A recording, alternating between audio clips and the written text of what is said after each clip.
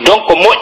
moƴƴani lagine koyo fo wonu ini hunde wotere ɓe acca guinéen ɓen suɓo lanɗo maɓɓe on ɓay c'est une alternance maintenant c'est à dire si tawi ko jama on lammini si gollaka jama on ittay mo lammini o ko halda kadi ko mandaji ɗiɗi on tigi marta joni sendodete si tawi noon en faalaka sendodede en faalaka jam haray koyne gandi ko faala en torki Allah subhanahu wa ta'ala ka leydi men ndin fewndiɗo yo Allah newnundi lumbira ɗon no ɓuri moƴƴirde hara gere waɗali hara warindiraka hara cuuɗi sunnaka jama on fotta leydi ndi ɓanto ndi développa guinéen jom ɓuttina kanko kadi Allah rewe hara o yeddaka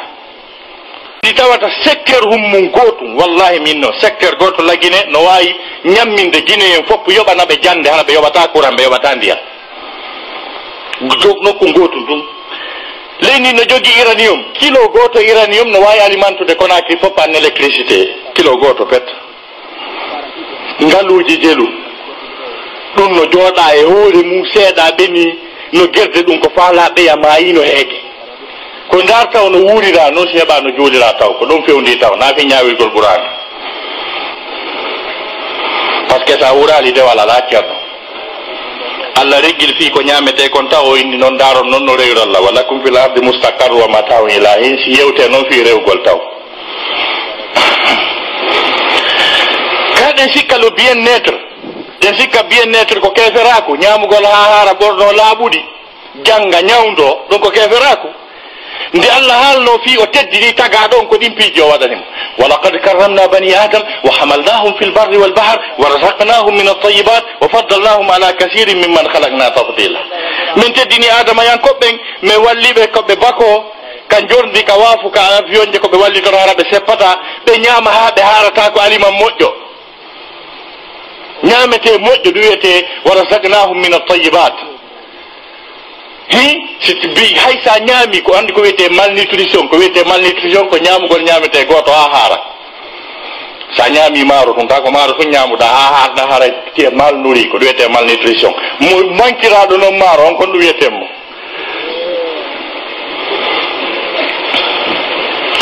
o yiyetidiyamɓe université gono grève fi ɓe jokkinirana balɗe tati guerto tun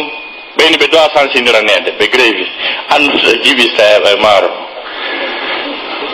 kaɗen sikka basal ko diina la pauvreté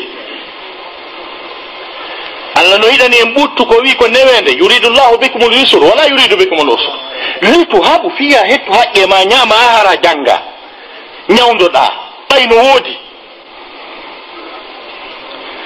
donc si guinéen ɓen heɓal ce qu'on appelle la prise de conscience le réveil de conscience hara ɓe ala e jaam haqqille ɗen fendanoma ɗanninama ko jama mettuɗo findinde ni ko jasa ɗum e koloyru ira tawa anda ko fewndi anda hay hunde ko noon guinéen jo way kala ka fottuɗon anda e kanko tigi ni fottuɗa e guinéen jo anda e kanko tigi ko 100% gon ɗo ata e kanko ni wannoon mo wayno way noon mbi Allah tagimo o ari e leydi wiyeteni la Guinée o wonali e jaam tigi tigi o joni noon wonugol e jaam ñaama ha haara ɓorno laaɓuɗi ñawdo janga ɗum koye diina jeeyami yiya toon Allah yiɗana en soñdia heege tampere joni leydi ndi anndanɗa hoorema miskino naada e ɓiɗɗo mum debbo l'école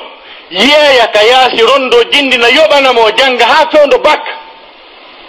wiye on ji o watta bac fimo tiggi waɗɗo mini jip pantalon kañum no wawi wadde bac o tiggiɗoɗa watta bac ko darugol taw si ɗum acce taw si tiggiɗo janggay si a juula e jaam si natatake ka juulirde felleɗa curkiɗa juulde toon ko ɗum fewndi taw noon si haalo e fi ñawiroygol ɓurana taw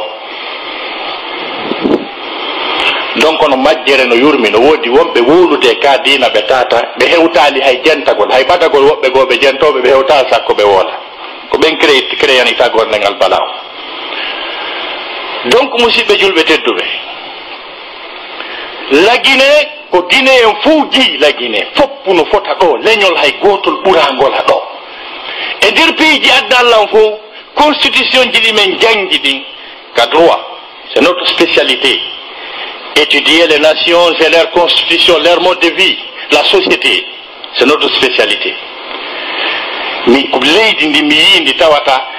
ko wiyete les 4 régions naturelles e nder pays adnallan fof ko lagine tum miiɗo c'est à dire ko région ji naturel ɗi tawata ɓe telenɗa ko kamɓe ɗon ko naturel